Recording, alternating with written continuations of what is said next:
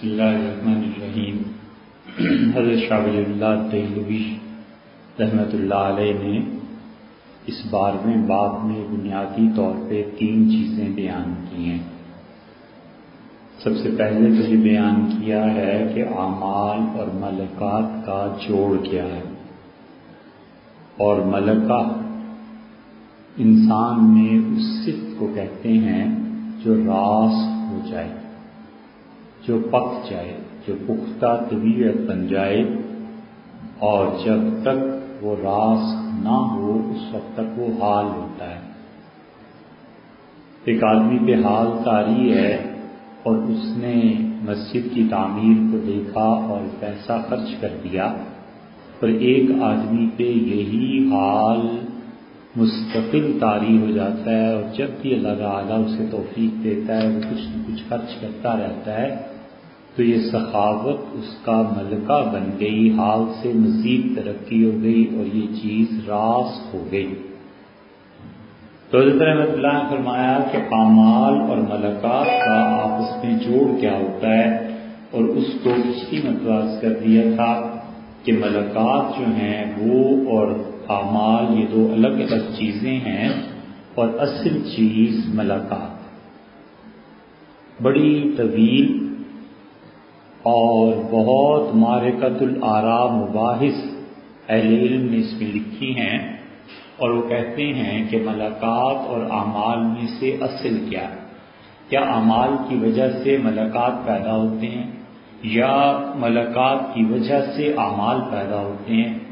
اور شاہ ولی اللہ دہلوی رحمۃ اللہ علیہ کا خیال یہ ہے کہ وہ کہتے ہیں کہ ملکات اصل ہیں، اور اس کے بعد اس سے آگے چل کر اعمال پیدا ہوتے ہیں۔ اور یہ بحث، اس کا اصل میدان تو فلسفے کا بھی ہے کہ فلاسفہ اس بات پر بحث کرتے ہیں، اور حقیقت یہ ہے کہ شریعت میں اعلیٰ درجے کے لوگ ہوتے ہیں جن میں ملکات ہوتے ہیں، اور باقی عوام کے درجے میں اعمال ہوتے ہیں، کہ ملکات کی دوسری قسم سمجھ لیجئے، اس کے تابع سمجھ لیجئے۔ مثلا ایک آدمی ہے، غریب بیچارہ نماز پڑھتا ہے، نفل پڑھتا ہے، جو اللہ کی توفیق سے 2-4 چیزوں میں خدا کی راہ میں خرچ کر دیتا ہے، وہ ان اعمال کو اصل سمجھتا ہے، اور ہے یہ بات اس کے لیے، لیکن اس میں کیا یہ چیز پائی جاتی ہے کہ سخاوت کا مادہ ہے، یا یہ کہ وہ فضائل سن کے بس اس میں لگ گیا ہے؟ تو اصل چیز نہیں پائی جاتی، اور اصل چیز ملکات ہوا کرتے ہیں۔ اسی لیے فلاسفہ نے اس پر طویل بحث کی ہے، اور وہ کہتے ہیں کہ ملکات اصل ہیں۔ ملکات میں جو چیزیں انسان کو کام دیتی ہیں ان میں سے علم ہے، کہ علم جتنا کسی انسان کا بڑھتا چلا جاتا ہے اس کے ملکات بھی اچھے ہوتے جاتے ہیں، سنورتے جاتے ہیں۔ اور علم کس چیز کا نام ہے؟ علم الفاظ اور اس لفظ کے اس معنی کا نام ہے جو معانی شریعت نے متعین کر دی ہیں، یا اس کی عقل نے متعین کی ہیں۔ عقل پھر شریعت کے تابع آ جاتی ہے۔ اس لیے کوئی بھی آدمی اگر الفاظ اور اس کے ساتھ معانی کا تعلق منقطع کرتا ہے، توڑتا ہے، تو وہ آدمی ٹھیک بات نہیں کرتا، کیونکہ انسان کو جتنی بھی چیزیں ہیں اعمال میں بھی اور اقوال میں بھی، وہ ساری کی ساری الفاظ کی پابند ہے۔ اب الفاظ سے نکل کے آدمی جائے۔ یا پھر دوسری چیز یہ ہے کہ انسان کے شعور کا ادراک ایک چیز، اور اتنی استعداد پیدا ہو جائے کہ جو کچھ اس کے شعور نے ادراک میں اسے دیا ہے اس کا اظہار کر سکے۔ تو شعور کا ادراک، اس کا اظہار، یہ دونوں چیزیں مل جائیں اور پھر عمل میں آ جائیں، تو بس یہ علم۔ اتنی سی بات کہ شعور بھی درست طور پہ ہو، اور اس کے ساتھ ساتھ شعور میں جو چیزیں آ جاتی ہیں اس کا اظہار بھی کر سکے۔ اور فی الحال انسانوں کی حالت اس امت میں یہ ہو گئی ہے کہ ان کا شعور شے کا ادراک نہیں کر سکتا، اور شے کا ادراک اگر کر بھی لے تو اس کے صحیح بیان پر قدرت نہیں رکھتا، اسے پتہ ہی نہیں کہ چیز ہے کیا، شے چیز ہے کیا، اور اس کی اصل حقیقت کیا ہے۔ اس لیے ہمارے یہاں سب سے بڑا ظلم جو علم کے میدان میں ہو رہا ہے وہ یہ کہ چیز کا شعور پیدا نہیں ہونے دیتے، بلکہ ٹھوستے ہیں، رٹا لگواتے ہیں کہ جو کچھ لکھا ہے اس کو یاد کر لو، اور نتیجہ اس کا یہ نکلا ہے کہ بچہ پوری کتاب رٹ لے گا لیکن علم کی اسے ہوا بھی نہیں لگے گی کہ چیز کیا. اور اسی وجہ سے بڑے ذہین بچے ایک لفظ اگر پورے جملے میں تبدیل ہو جائے تو انہیں سمجھ ہی نہیں آتی کہ جائیں گا کریں کیا. مثلا استاد نے یہ لکھا کہ اس کائنات میں کیا ہو رہا ہے، اور پھر وہ لکھتا ہے کہ آفاق کے متعلق آپ کیا جانتے ہیں کیا ہو رہا ہے. تو یہ آفاق اور کائنات تو ایک ہی لفظ ایک ہی معنی کے بساؤ کا استعمال میں آتا ہے، لیکن ایک لفظ تبدیل ہو جانے سے وہ کنفیوز ہو جائے گا. اور ذہین آدمی، ذہین بچے جب وہ عربی پڑھ لیتے ہیں اور زبان پہ گرفت حاصل ہو جاتی ہے تو ایسے ایسے ذہین بچے ہیں کہ قرآن پاک یاد کریں گے، ان کے لیے سب سے مشکل ہوتا ہے قرآن پاک کا یاد کرنا. لیکن عربی آتی ہوتی ہے تو بسا اوقات آیت میں کسی بھی جگہ اپنے پاس سے عربی میں بڑھا دیتے ہیں غیر اختیاری طور پہ، غیر ارادی طور پہ کہ اچھا آگے یہ لفظ آ رہا ہوگا. اب اس کی ذہانت ہے کہ اس کو بدلتا ہے اور پھر کوئی اسے لقمہ دیتا ہے کہ نہیں یہاں یہ لفظ نہیں ہے یہ لفظ ہے. اس نے کیا کیا اپنی غیر معمولی ذہانت کی بنیاد پہ. تو اس لیے علم اور علم کے بعد اتنی قوت ہو کہ شے کو اس کی اصل صورت میں بیان کر دے یہ بھی نہیں رہی. اور جب سطح یہ ہو جائے کہ ذہین بچہ ایک لفظ کے بدلنے سے پریشان ہو جائے اور سوائے رٹے کے کچھ اور نہ رہے، اور اساتذہ بھی کہیں جو تمہیں کہہ دیا بس یہی کرنا ہے، 4 پوائنٹس بتائے تھے 5واں لکھا کیوں ہے تمہیں کیا پتا، اور 5واں لکھنے پہ نمبر کٹ جائیں وہ بچہ کدھر جائے. مضمون لکھوایا بچے کو مثلا کس پہ، سیر پہ مضمون لکھوا دیا، ورزش پہ لکھوا دیا، بچے نے اس مضمون کو چھوڑ کر اپنی طرف سے 2 جملے لکھ دیے تو اسے پر ڈنڈے پڑتے ہیں کہ یہ 2 جملے کیوں لکھے. اس لیے یہ بڑے بڑے اچھے مقرر بچے وہ جو ہوتے ہیں وہ رٹی رٹائی چیز یاد کر کے آ جاتے ہیں، بہترین یاد ہے، اسی طرح جملے بولتے ہیں. لیکن فی البدی وہ بچہ جملہ بول سکے، چھٹی کا بچہ ہے اور تقریر وہ کر رہا ہے جو ایم اے پڑھا لکھا پروفیسر کرے تو یہ کیا ہے، بندہ سمجھ جاتا ہے کہ سارا رٹے کا کمال ہے اور کیا ہے. اور اگر وہ اپنی استعداد کی بنیاد پر اتنی اچھی تقریر کرے تو یہ ہے علم، کیونکہ اس سے علم کو سمجھا ہے. اور ہم اتنا ڈوبے ہیں، اتنا نیچے گرے ہیں کہ ہم علم کی بات تو کیا کرتے، ہم میں یہ استعداد بھی باقی نہیں ہے کہ ہم نقل صحیح کر سکیں. اس نقل کی بہترین مثال آئینہ، بیلجیم کا آئینہ دنیا میں اب ایسے ہی مشہور ہے جیسے چائنا کا آئینہ کس زمانے میں ہوتا تھا کہ آئینہ جب سامنے رکھتے ہیں تو بالکل وہ تصویر دکھا دیتا ہے جو سامنے ہے. اور اگر آئینہ خراب ہو تو پھر چہرہ بجائے اس کے کہ 1 فٹ کا دکھائے 10 فٹ کا دکھاتا ہے، وہ کچھ کا کچھ بنا ہوا ہوتا ہے. یہ آئینے کا نقص ہو گیا نا کہ وہ عکس کو بھی پوری طرح نہیں لے سکتا. ہم اتنا گر گئے ہیں کہ جو چیز سیدھی سادی کہ ان سے نقل کرنے نقل کے بھی قابل نہیں رہے. کیا مفتی اور کیا علماء اور کیا ڈاکٹر اور کیا انجینئر اور کیا اور لوگ، یہ سب کے سب اس درجے میں آ گئے ہیں. عبارت کچھ لکھی ہے، اس عبارت کو پڑھ کے صحیح مسئلے کا استنباط کر کے بتانا ہے. اسے عبارت ہی سمجھ میں نہیں آتی تو صحیح مسئلہ کہاں سے بتائے گا. تو اس آئینے میں جیسے شکل ٹیڑھی ہو جاتی ہے نا، بس اس کا بھی مسئلہ ایسے ہی ٹیڑھا ہو جائے گا. یہ وہ چیز ہے کہ ہم اچھے نقال بھی نہیں رہے، اچھے نقال بھی نہیں رہے. اچھے نقال ہوتے تو کم سے کم پھر بھی کچھ بھرم قائم رہتا کہ پچھلوں کی نقل ہی اتار لی چلو یار، وہ بھی نہیں رہے. تو اس لیے یہ جو ملکات ہیں انسان کے یہ اصل ہے. یہ جتنے صوفیاء کے ہاں آتا ہے نا کہ ان کے مشائخ انہیں نبوت کی راہ سے لے کے چلے، یہ در حقیقت یہی ہے کہ ان کے ملکات جو ہوتے ہیں اس پہ مشائخ کی گرفت ہوتی ہے اور اس کے ملکات کی طرف توجہ کرتے ہیں، کیونکہ نبی کا جو ملکہ ہوتا ہے وہ اتنی زبردست چیز ہوتی ہے کہ پوری امت مل کے اس کا مقابلہ نہیں کر سکتی. نبی میں ملکہ ہے سخاوت کا.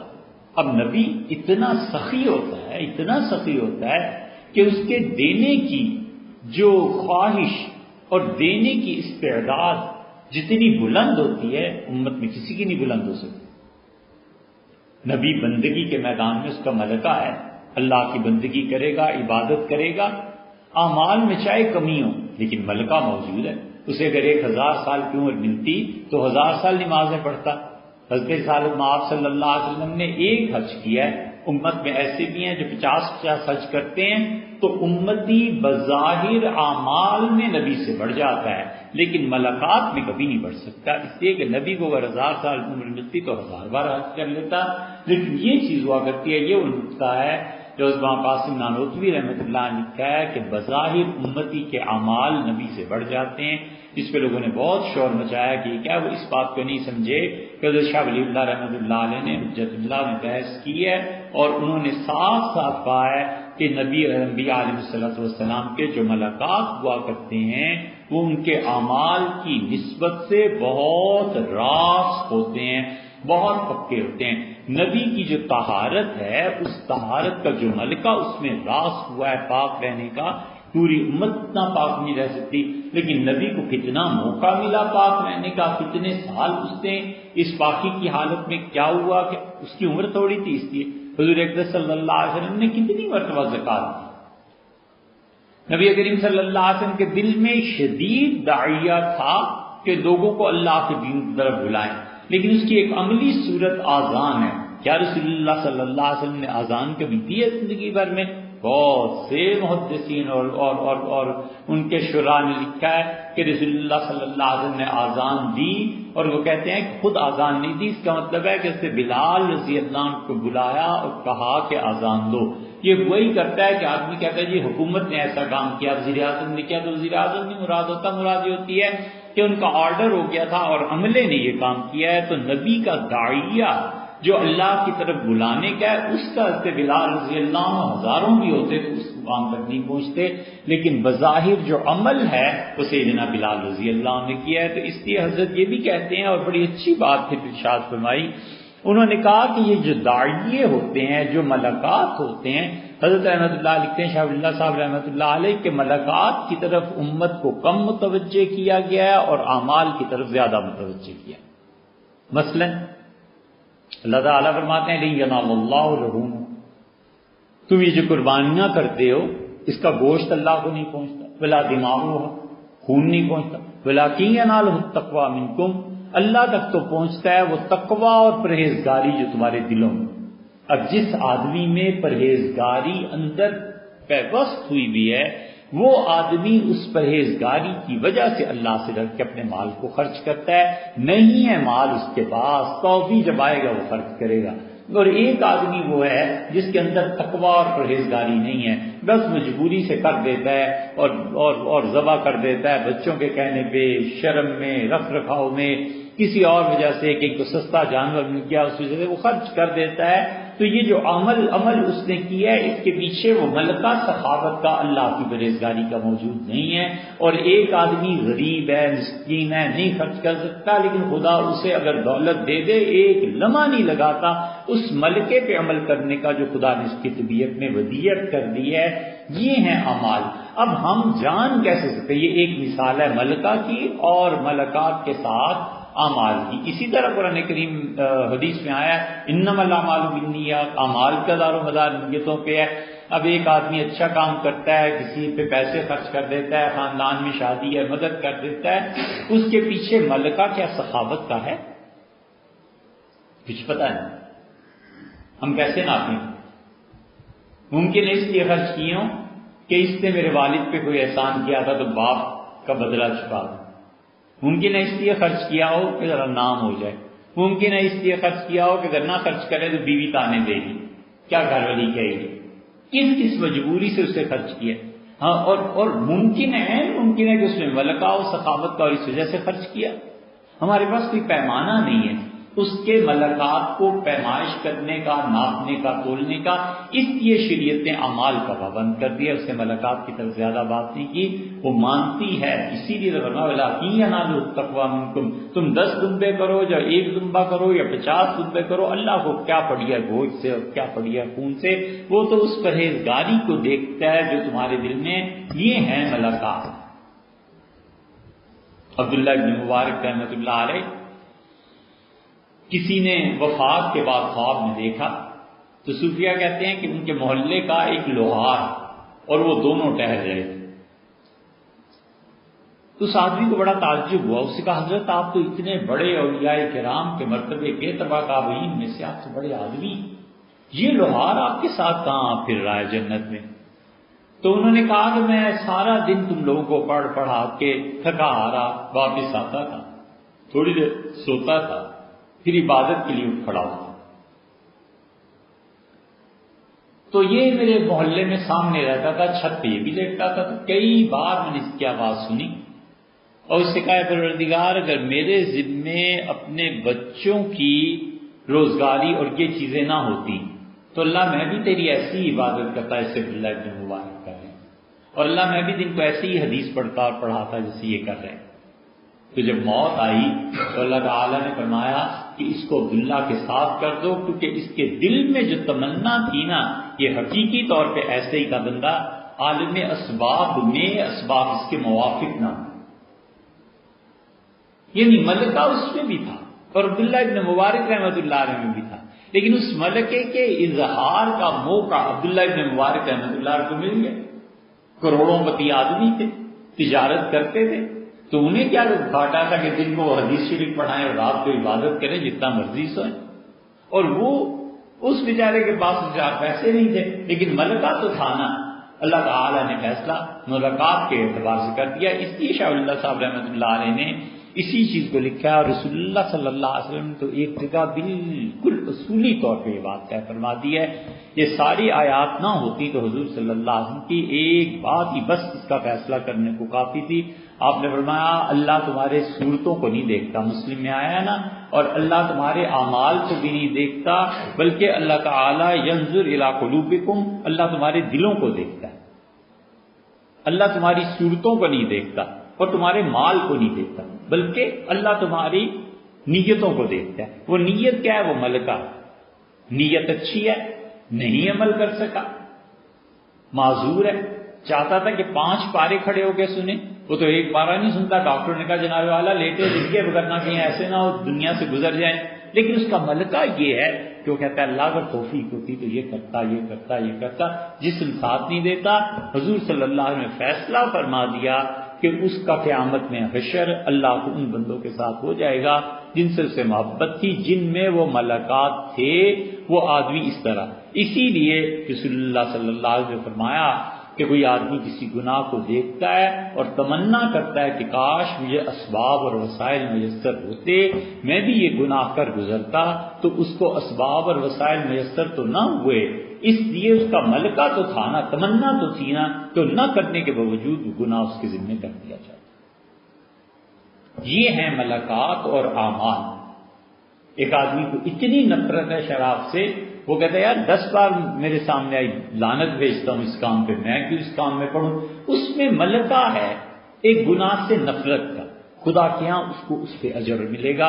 اس لیے شاہ اللہ صاحب رحمۃ اللہ علیہ نے پہلی بات تو یہ لکھی ہے، اور پھر وہ کہتے ہیں کہ اعمال کا قلب کے تعلقات اس کے ساتھ ہوتے ہیں۔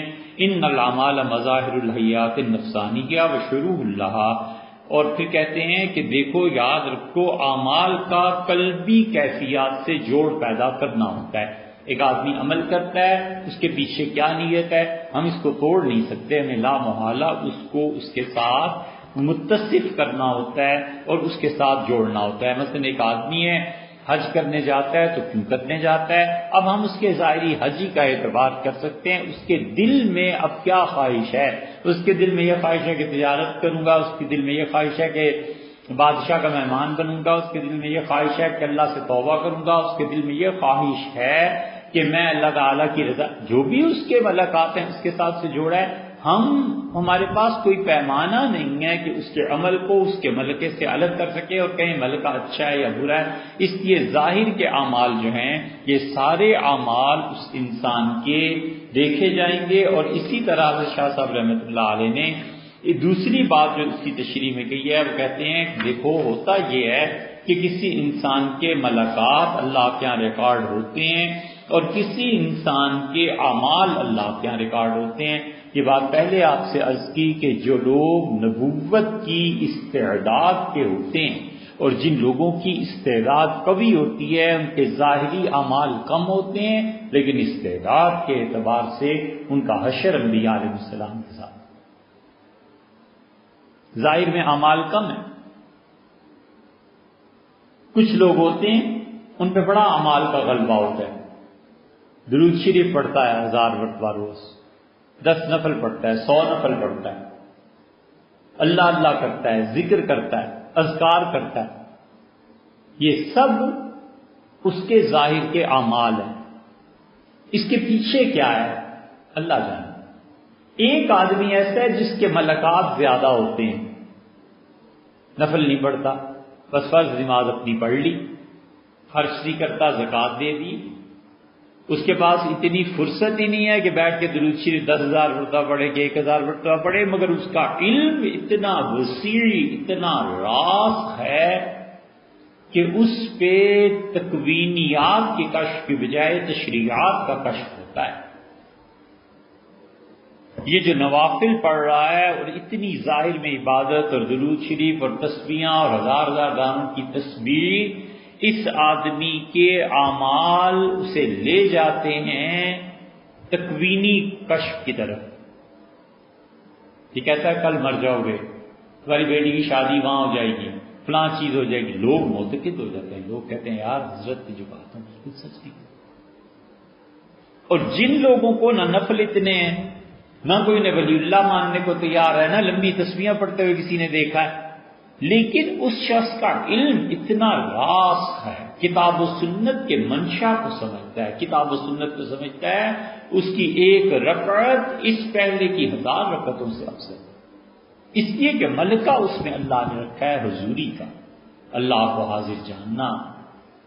اس لیے شاہ ولی اللہ محدث دہلوی رحمۃ اللہ علیہ نے تو اس کو کم لکھا ہے، لیکن ابن عربی رحمۃ اللہ علیہ نے، شیخ اکبر نے کمال کی چیز لکھی ہے.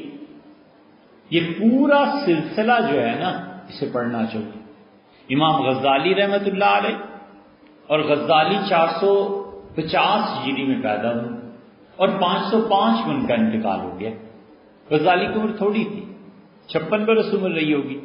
غزالی رحمۃ اللہ علیہ تو 22 برس کے 20 سال سے کچھ زیادہ عمر تھی.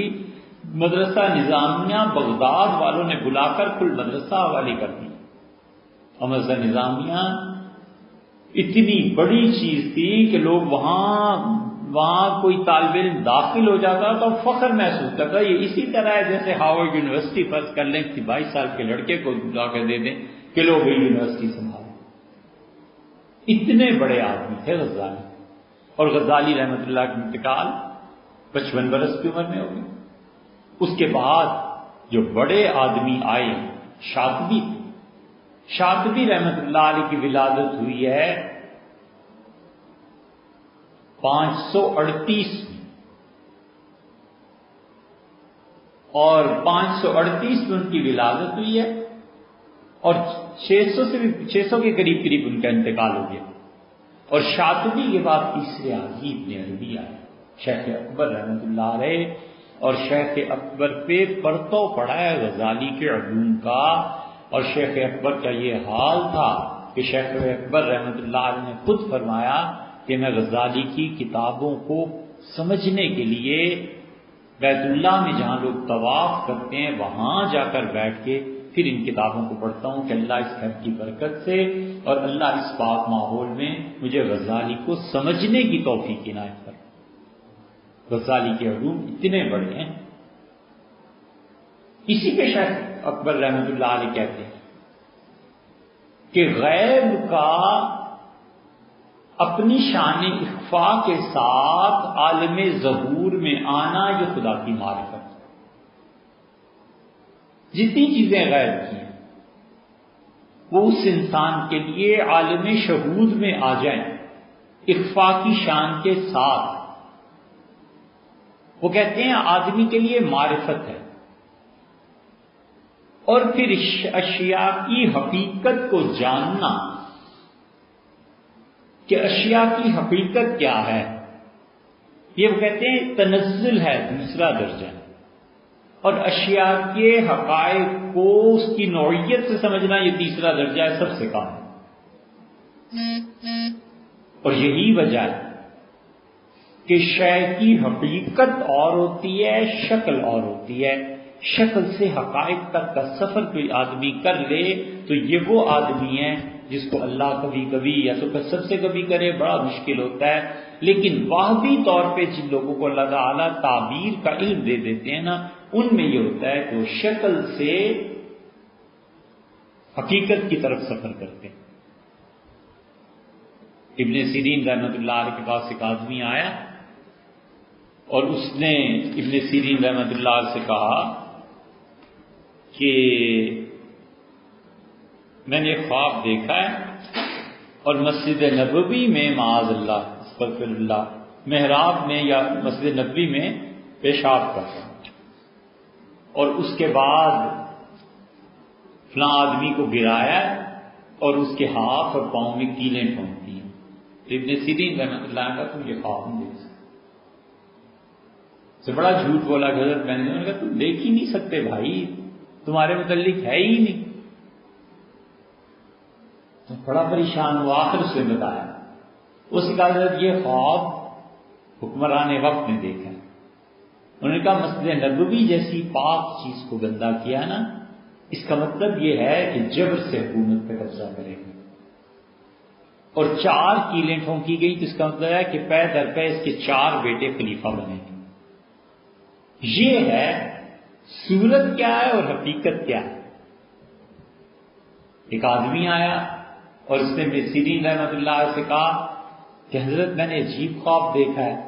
فرمایا کیا؟ تو اجنبی آدمی تھا، تو فرمایا کہ کیا؟ اس نے کہا حضرت میں نے دیکھا ہے کہ میرے ہاتھ میں ایک مہر ہے اور میں لوگوں کے منہ پہ لگا رہا ہوں اور جنسی اعضاء پہ مہر لگا رہا ہوں۔ تو انہوں نے کہا اس کا مطلب یہ ہے کہ تم آذان دیتے ہو، اللہ سے ڈرو، روزے کا جو صحیح وقت ہے نا بند کرنے کا اس پہ آذان دیا کرو، جلدی دیتے ہو تو لوگ کھانے سے اور خواہشات سے رک جاتے ہیں۔ اب صورت کیا ہے اور حقیقت کیا ہے؟ اس یہ صورت سے حقیقت کا سفر یہ جانے، پھر جا کر کہیں علم کے دوسرے درجے میں پہنچتا ہے۔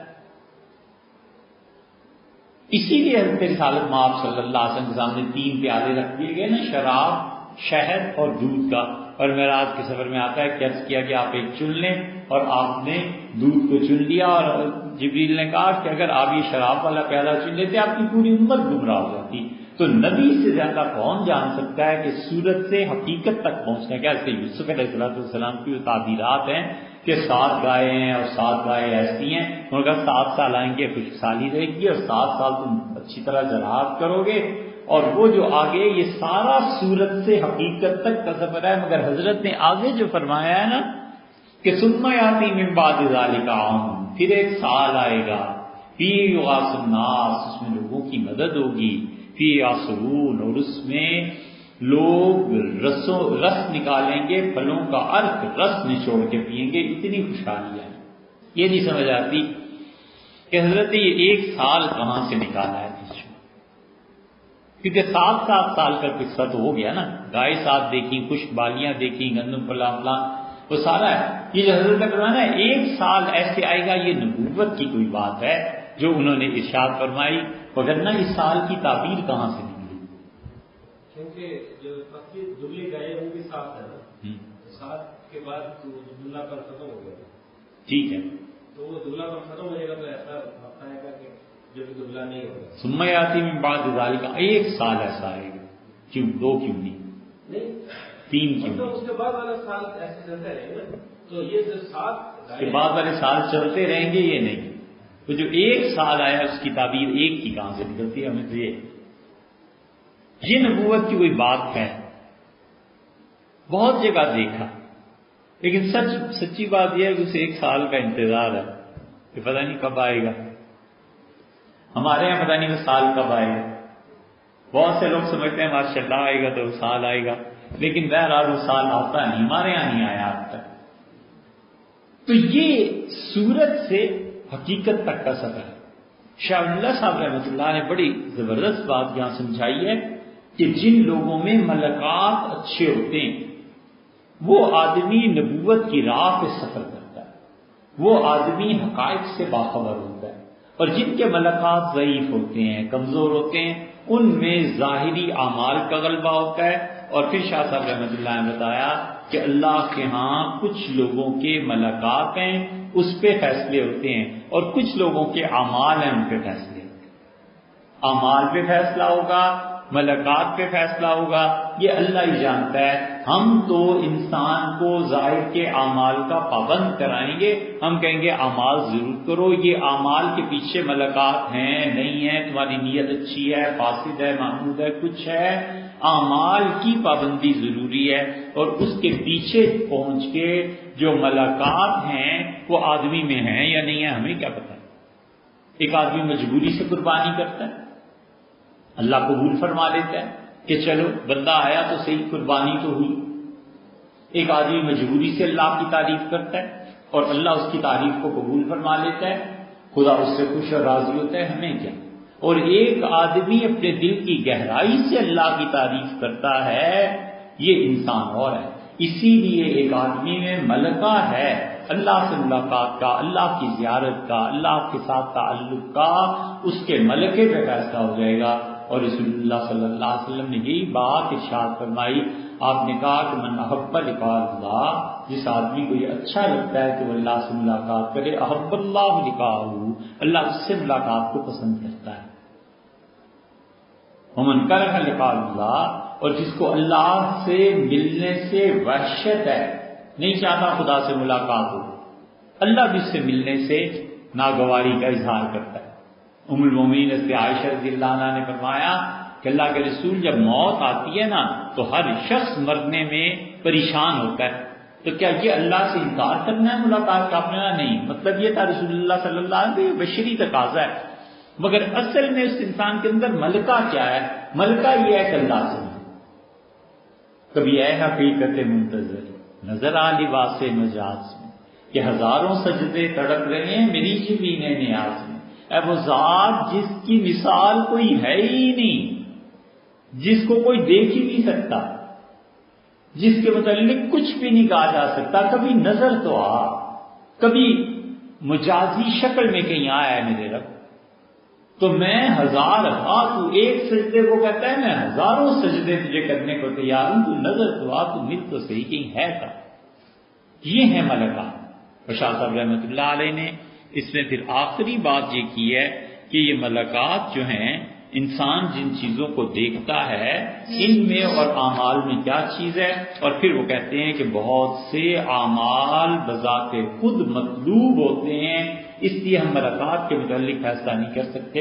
اعمال کے متعلق کیا ہے، اعمال کیسے مقصود ہوتے ہیں، یہ آخری چیز شاہ صاحب رحمۃ اللہ نے تیسری چیز اس باب کی آخری لکھی ہے. آئندہ انشاءاللہ بات